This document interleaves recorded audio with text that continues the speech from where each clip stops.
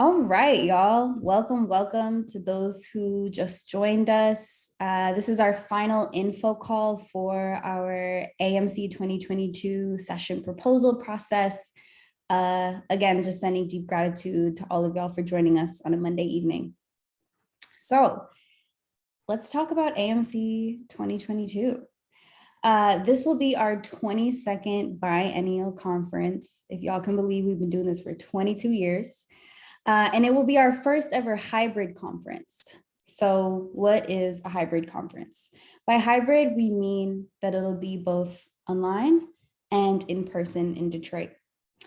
We'll convene participants nationally online and then curate a hyper-local in-person experience for those in and around Detroit.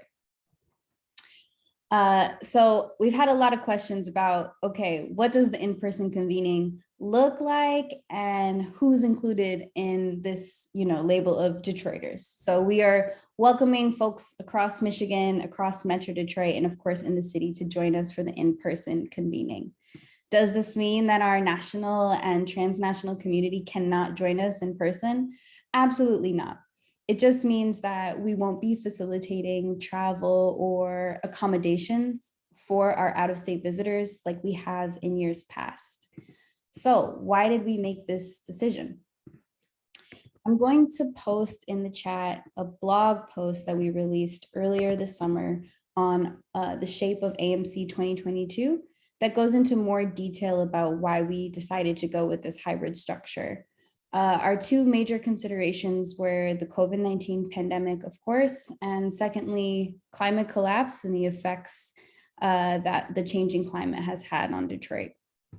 So AMC is deeply rooted in the principles of disability justice. We don't believe that anyone is disposable, and it was really important to us that we move in deepest alignment with those in our community who are most vulnerable. So it became clear that continuing to host in-person convenings in light of the escalating COVID-19 pandemic would actually perpetuate ableism. And we see a lot of our peer conferences already choosing to go in person and really leaving some of our disabled community behind and those in our community who are chronically ill. So we hope that this hybrid shape can allow those who aren't willing or where it's unsafe for them to participate in person can still have a really vibrant and dynamic virtual experience.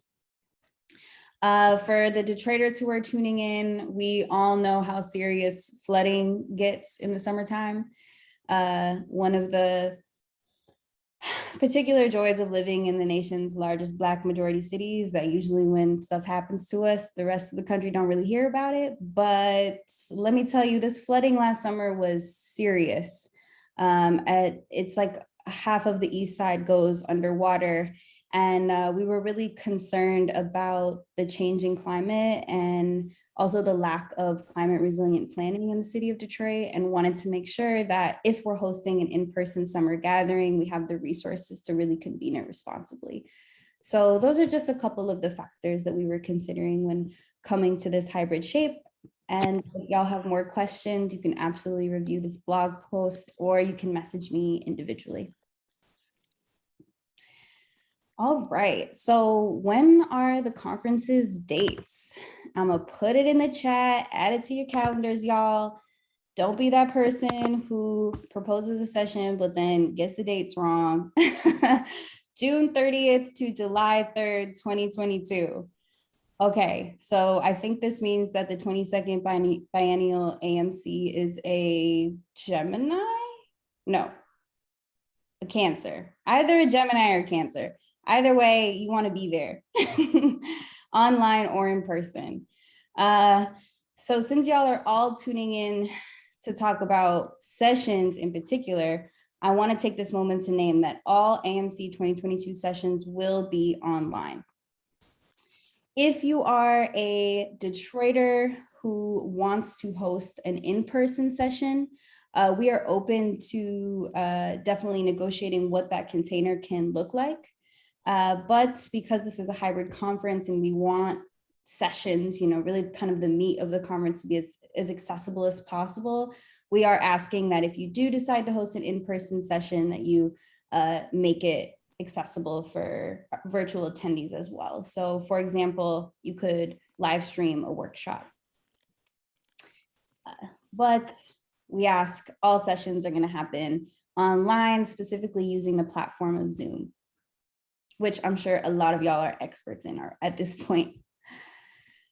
All right, so let's get into the actual session proposal process.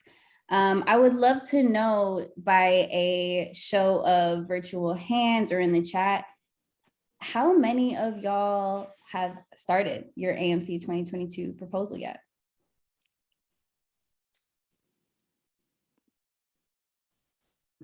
Okay, I'm seeing a couple early birds. Love it, love it. It's totally fine that you haven't yet. Oh, I see some folks add in the chat that AMC 2022 will be a Cancer. Love that for us. No Cancer slander will be tolerated in the chat. All right, so the deadline for proposing a session is February 9th. Since y'all are all attending the info call and being very diligent, I might be able to share that there may or may not be an extension that may or may not last a week. However, try and get it in by the 9th if you can. Yeah, that's the main thing to know about the deadline. Next, I would love to talk to y'all about AMC 2022 tracks. So I have another question for the room. Who here are AMC alums that have attended tracks in the past? Do we have any AMC alums? Okay, cool. I'm seeing some thumbs up. Yeah, so okay, in the chat, y'all lit. I love it. So we actually decided to bring tracks back for AMC 2022, which personally I feel really excited about. We went away from that shape in AMC 2020 and we're just like, what if we just accept any and all content across all of the amazing issues and mediums that our community is doing? And while that was so incredible, we surveyed a bunch of our attendees after 2020, and some of the reoccurring feedback we got was that folks were really missing tracks and a more specialized way to really integrate the conference's content. So what are tracks? A track is a series of sessions connected by a shared theme. And I'm going to go ahead and put that in the chat. So you'll notice for those of you who have checked out our website, or for folks who have already started your submittable application, we have 9 tracks this year that we're really excited to offer. So all of the sessions that y'all are going to propose are going to be under one of these 9 tracks. So what are these tracks? We have 5 years of emergent strategy, what we've learned, what we are learning. We have accessing queer sanctuary through print and media and digital realms. We have youth liberation and education justice, abolish carceral tech, reclaiming our dreams, healing our futures, building the world we believe in through healing justice. We have Afro-presentism. We have narrative arts and cultural strategies for liberation. We have sex and pleasure as tools for community healing. And then finally, we have our general track, which is shaping change. So one of the main questions I've been getting is, look, I have this incredible, radical, mind-blowing idea, but it doesn't really resonate with one of the tracks that y'all are offering.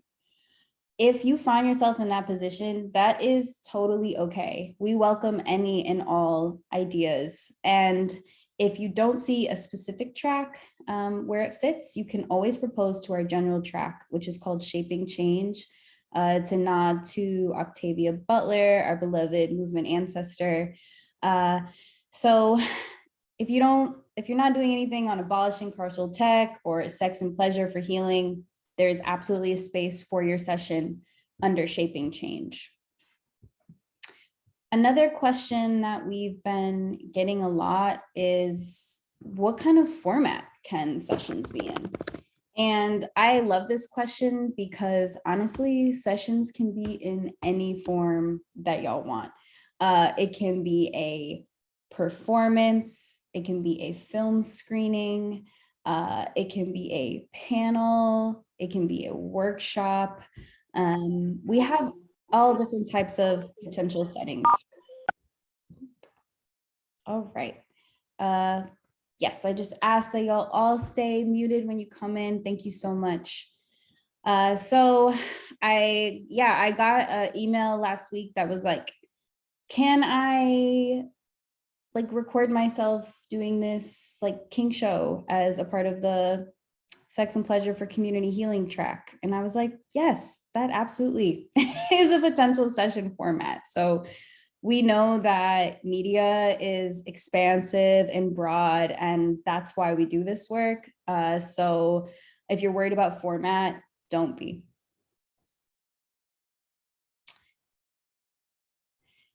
All right, we're gonna keep moving on, y'all.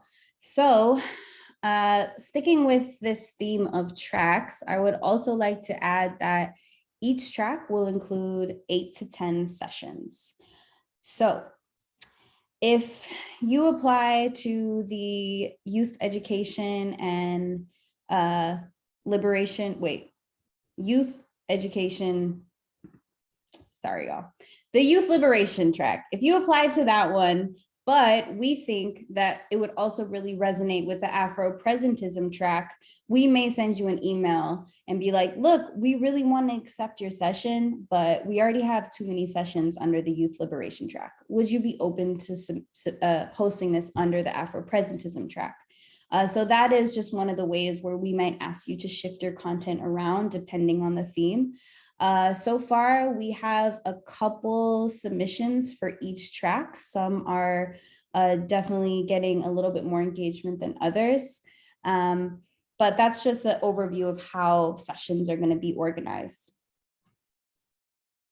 I would also like to add that each session coordinating team received a $2,000 mini grant. So one of the questions we've been receiving is, hey, do y'all pay presenters?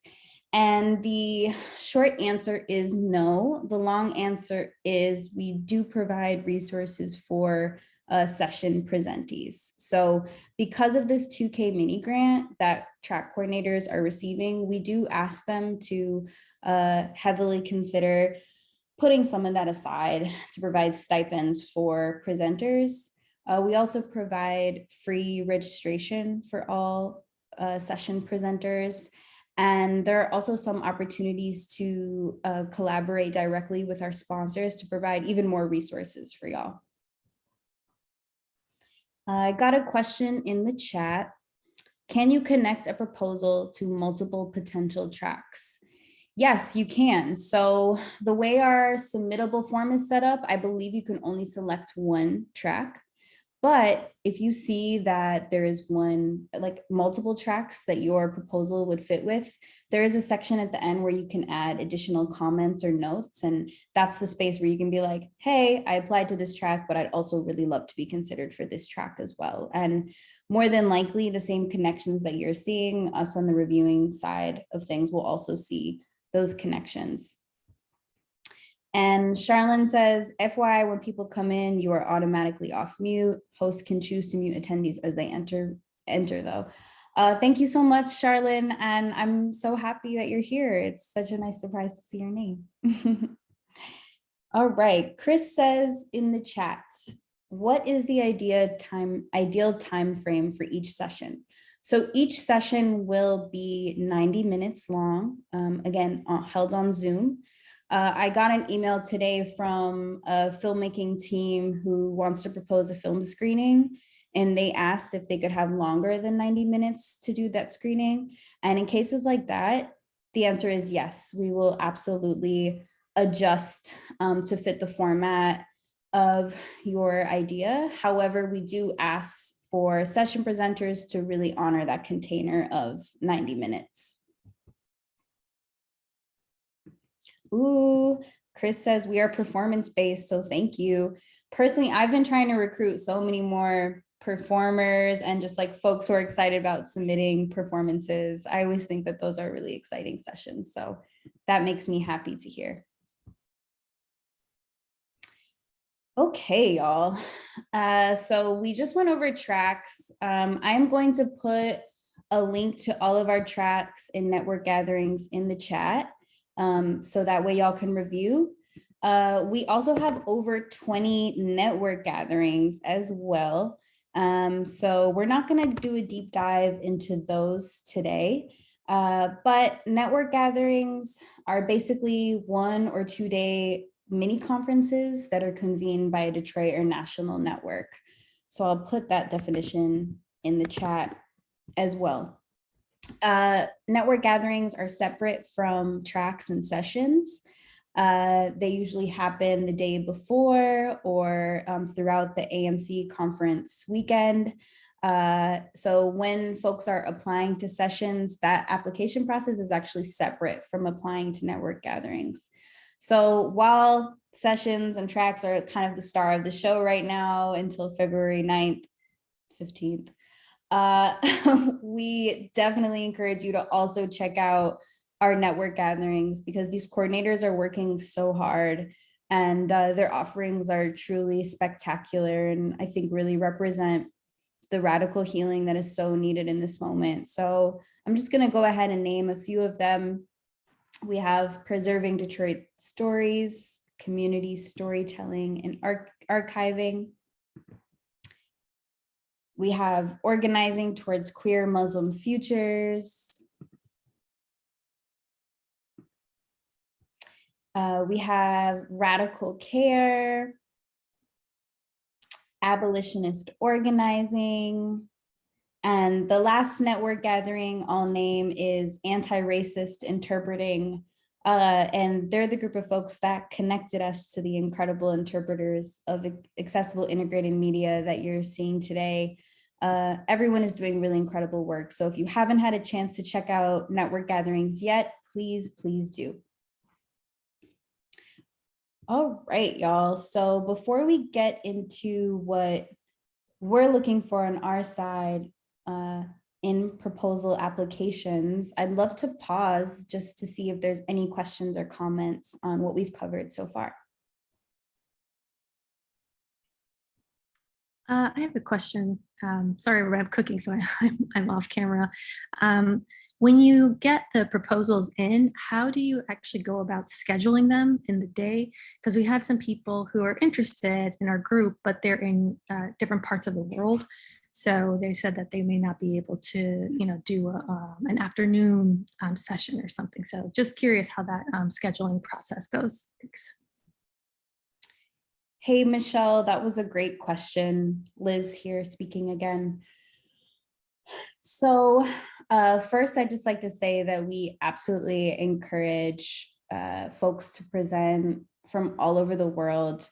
At AMC 2020, we had presenters from over 6 or 7 countries. We had folks lead sessions from Ireland, from South Korea, and we will work with presenters to figure out a time that works with their schedule. So this might look like scheduling a session that would fit the time zone better in the early evening or late evening in Eastern Standard Time. We tend to do sessions on Saturday and Sunday, and to save Friday for our opening ceremony and also for network gatherings. However, if a Friday session was a necessity to accommodate this organizing team, we would absolutely find a way to schedule their session for Friday.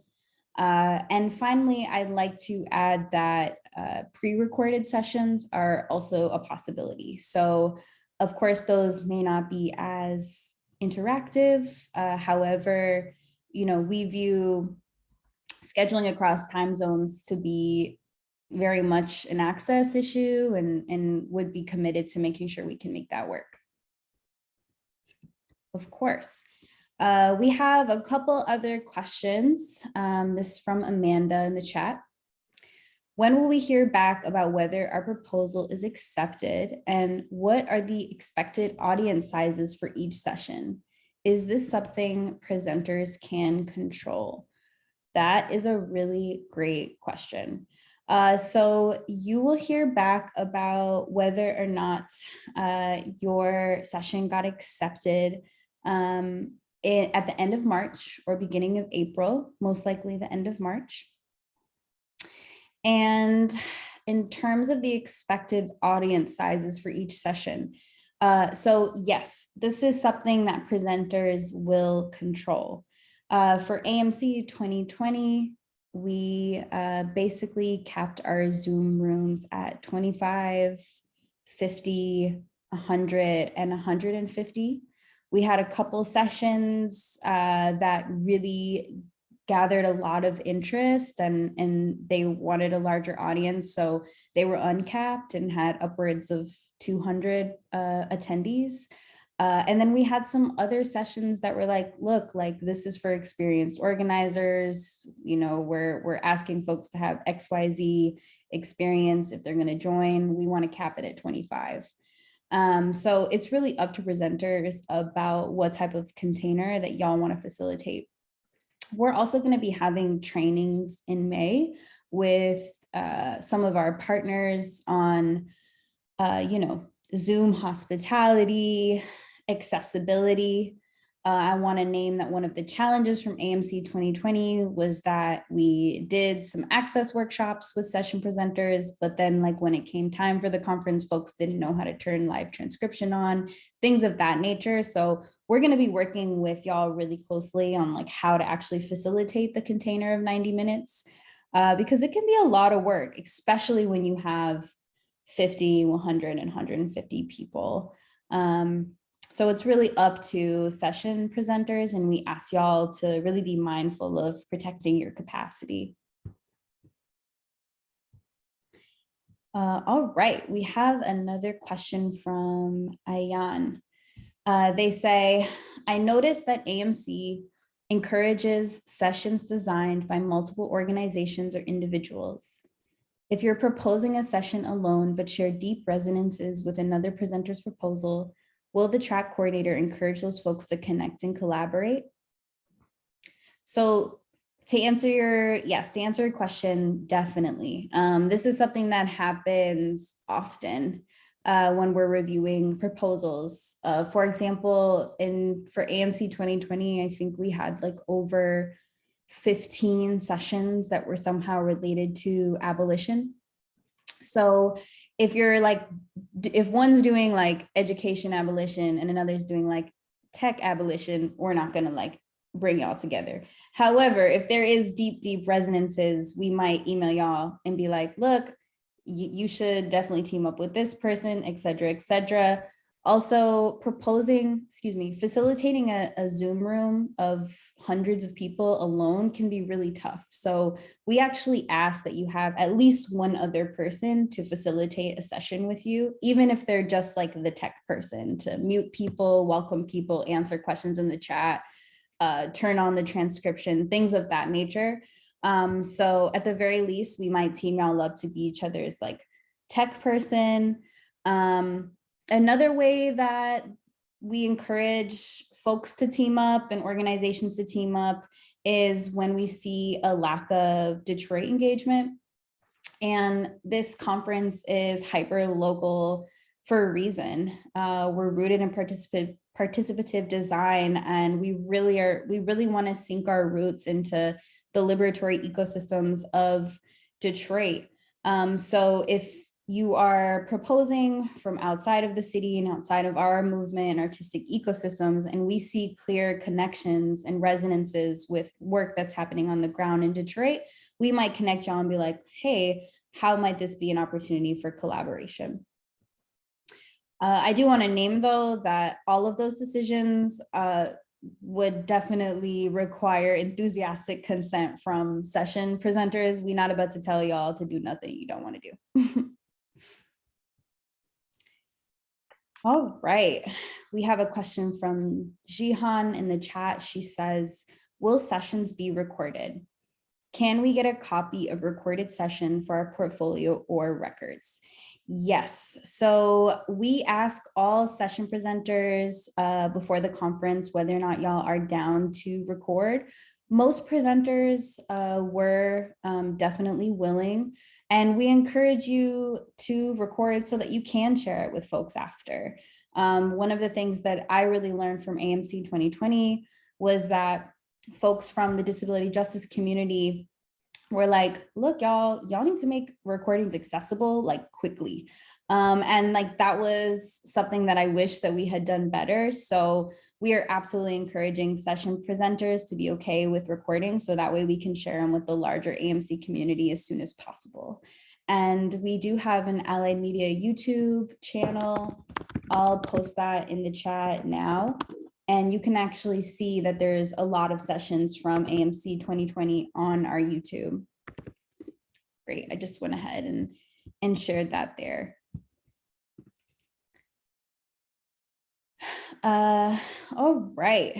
Ayan also asks, are proposals from folks who have presented at previous AMCs prioritized? That is a great question. No, not at all. We of course love our AMC alum.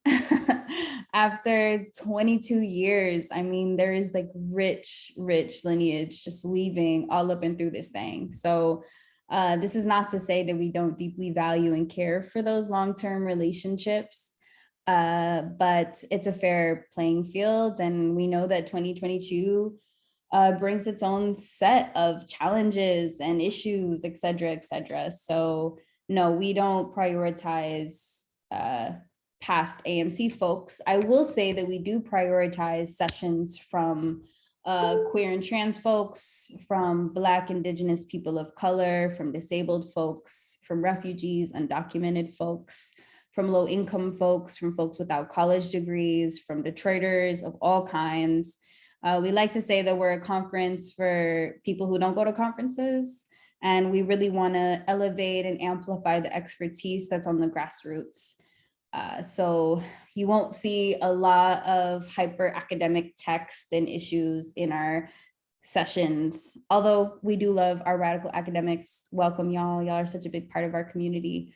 But yeah, we're not going to be prioritizing past AMC folks. Of course.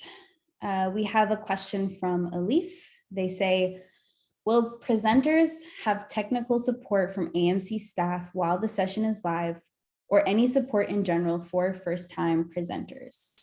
Yes, absolutely.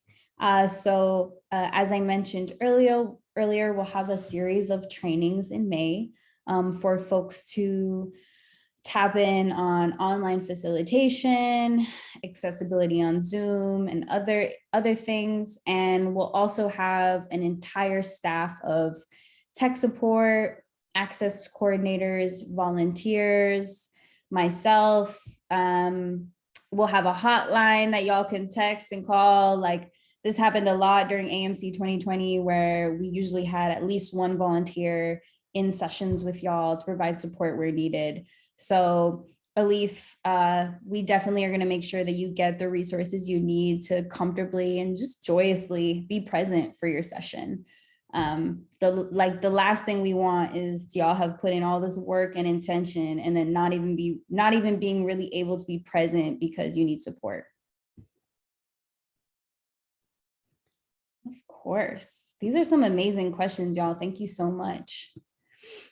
So we have about 18 minutes left.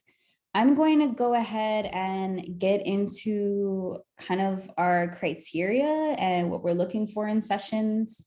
But as questions continue to come up, please keep adding them to the chat. And if you'd like to come off mute, please introduce yourself, and I'd be happy to answer questions that way as well. So what are we looking for in proposals? The first thing is that it has to show a clear connection to media for liberation or visionary organizing. I'm not worried that any of y'all in here's work does not resonate with any of that. media, we define it so broadly. Visionary organizing can really involve anything that's helping our people get free. If you have questions about whether or not it fits with media for liberation or visionary organizing, it most likely does. I wouldn't worry about that. We're looking for proposals that holistically explore solutions that span the internal, interpersonal, and systematic dimensions of a problem. So this one I feel like is really important. There's an Audre Lorde quote, and I'm not gonna get it right, y'all. I'm sorry, it's Monday. I'm tired, but basically, bless the Lord. She says something like, you know, there are no single issues because we don't lead single issue lives. You know, we want to see where the intersections are. We want to see what type of connections you're making between the liberatory work you're doing in your community and your own ongoing personal liberation work.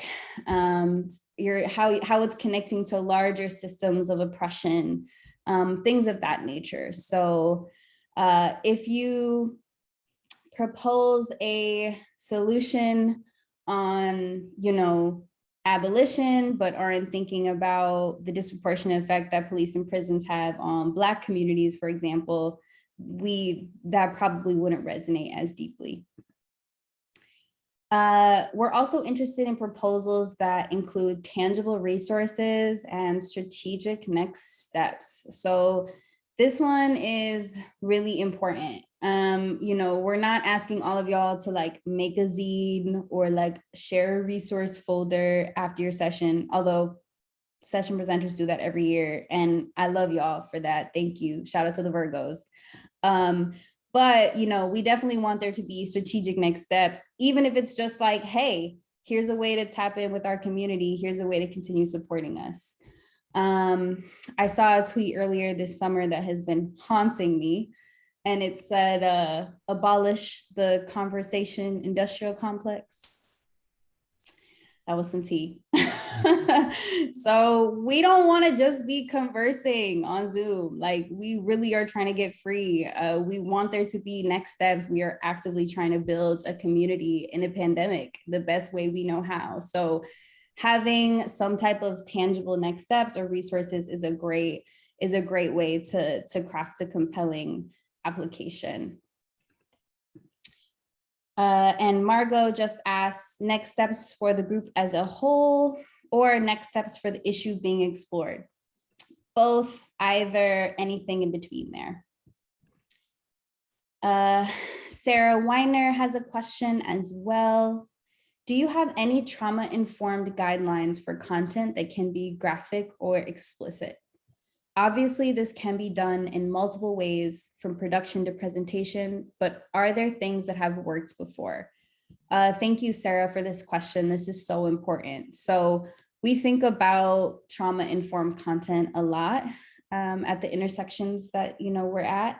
And we have an entire team of community care specialists to support us in safely holding containers where there might be content that's graphic or explicit. So for the past few conferences, we've partnered with Healing by Choice, which is a healing justice collective here in Detroit that does offer trauma stewardship services. And we also partner with Detroit Safety Team, they are a really incredible transformative justice community safety squad that basically provide an alternative to police. So for all of our in-person events, you will see zero police presence. We absolutely refuse to cooperate with police. We are in solidarity with abolitionist values. So between Detroit Safety Team and Healing by Choice, there is a plethora of resources to really safely hold triggering or graphic content.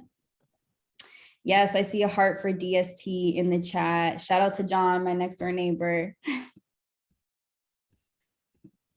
All right, I'm gonna keep going down this list of what we're looking for in proposals. And if this pace feels too fast for anyone, please let me know in the chat. So we're also looking for sessions that create collaboration and connection. So I saw somebody already asked about sessions designed by multiple organizations or individuals. But another opportunity could be sessions that connect to an ongoing organizing process that extends beyond the conference. Outside of the AMC, I work with a collective called Led to Life, and we all went to AMC 2018, and a lot of what we experienced there has shaped our organizing over these past 4 or 5 years. I always love to bring up the anecdote of Black Lives Matter because they had their first ever national convening at AMC 2015 and have since like exploded into this incredible international movement for racial justice and equity. So we definitely love to see how the seed that you're planting as a session can continue to grow post-conference. A lot of our sponsored projects at Allied Media Projects have grown out of the AMC. You know, Emergent Strategy, for example, grew out of the AMC, Detroit Narrative Agency, Detroit Community Technology Project. So those are some of the things that we're looking at as well. We love sessions that aim to be as accessible as possible. So we don't just mean accessible to people of diverse abilities, although of course we are thinking about our disabled community. We also want sessions that are accessible to people of various experiences and ages and backgrounds. Do folks need a college education to really understand your session? Do folks need to have experience in organizing to attend your session? All of that is totally okay, you know, just write that in there. We hope to have a diverse mixture of sessions that are highly specialized and then sessions that are accessible for all. Oh, Margot just added this anecdote to the chat. Thank you so much for contributing this.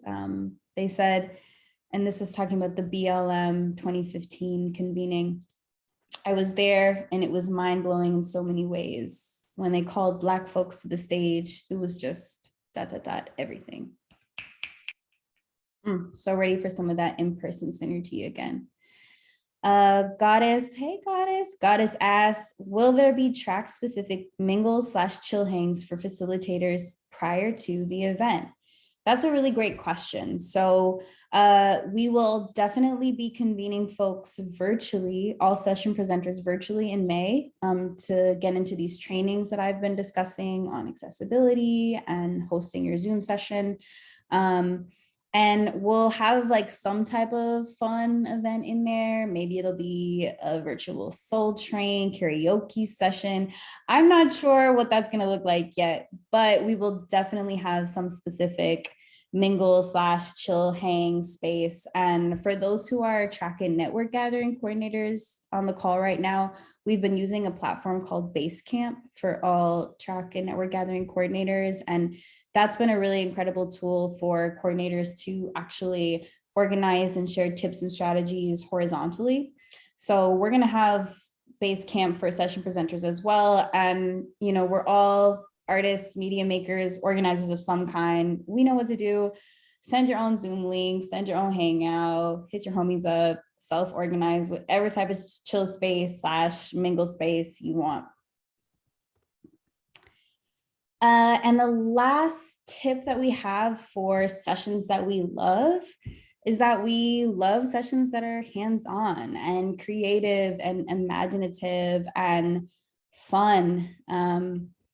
Yes, of course. Thank you for joining us, Molly. I'm sure there are some folks on here that have read Pleasure Activism by Adrienne Maree Brown.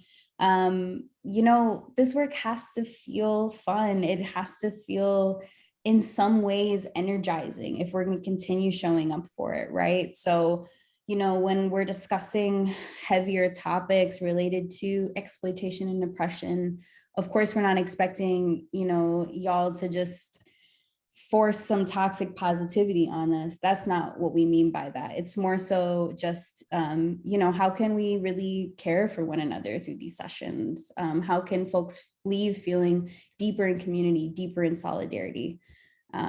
that's what we mean by, bringing some imagination and creativity into your session. Nay or Nat rather in the chat just asked, can we submit more than one application? Thank you. Yes, you can propose multiple sessions. We had a lot of this in AMC 2020, and I think that some presenters misjudge their capacity, quite frankly. So if you do propose multiple sessions and we end up wanting to take all of them, we would just have a one-on-one convo with you to be like, look, who's going to be your tech person, who's going to be your co-facilitator, just to make sure that you can healthily hold that much facilitation.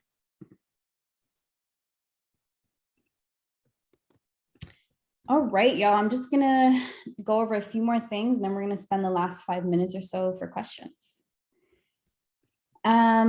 So what kind of sessions are we trying to stay away from?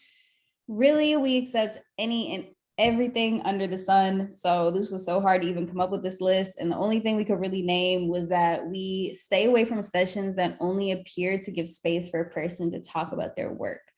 So we love sessions that are collaborative and dynamic, bringing in multiple voices, issues, organizations, etc. If you are an academic that just wants to like read your latest paper or abstract, then this is not the conference for you.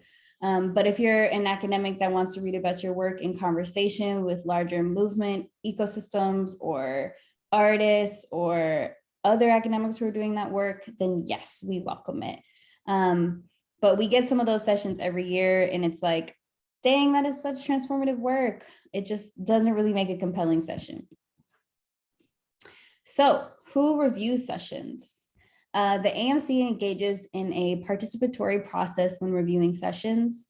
So we're going to be working directly with track coordinators, our allied media staff, and members of the Allied Media Projects Network, specifically our advisory councils. We have 2 advisory councils this year. We have a Detroit working group and a disability justice working group. So it'll be us, track coordinators, myself, and other members of AM staff. And then finally, I'm just going to briefly go over this timeline. So the deadline to propose a session is February 9th. May or may not be an extension, but it won't be that long. And the AMC will review sessions from the end of February into mid-March and let y'all know at the end of March / early April. And that's all we have for y'all, folks. So I will open it up for questions.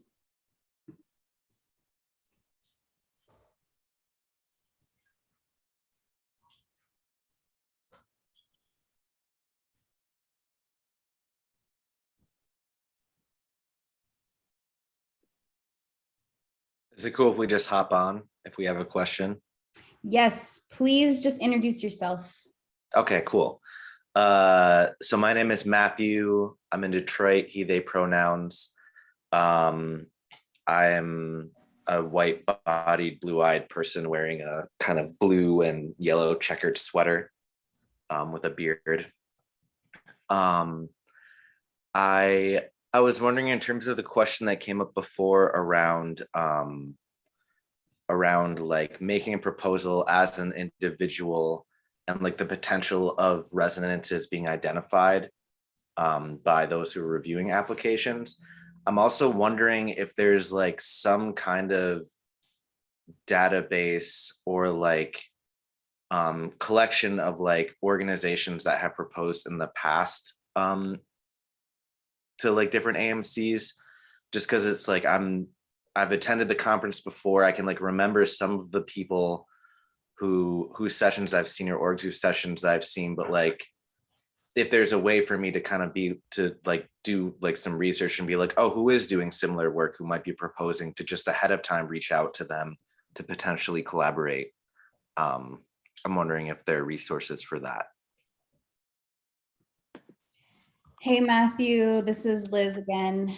That is such a great question. And I'm going to go ahead and put in the chat a link to our program guides.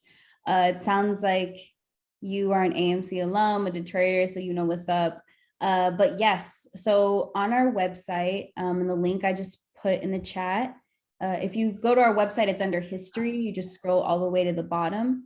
We have over like 12 program books from the last decade or so that are linked online. So you can go ahead and browse through those to get a sense of who's proposed content on the issues that you're looking to propose about at AMC's Past. So Matthew, thank you for asking that question. That is such a great way to really get a sense of not only who historically has been doing this work at the conference, but also the type of content that we've been accepting.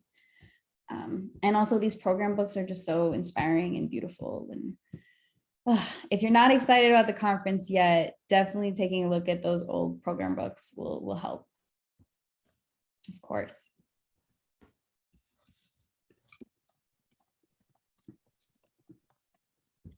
All right, y'all, we have, Goddess says, well, poop, I wish I would have saw that before I got my journalism/detective skills out. Haha. I feel you, Goddess. I'm also going to go ahead and put my personal Allied Media email, as well as our amc@alliedmedia.org emails in the chat. Please send us a message if you have questions, if you need further resources. We are happy to support y'all. Even if you have questions specifically about your application, we're definitely available to help support. Panthea says, I love those program guides, so inspiring. Yes.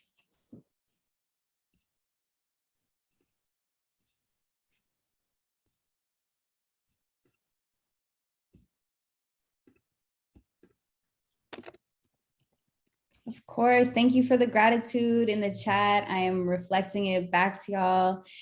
Hey, Julie. I'm really grateful they all joined us on this Monday evening.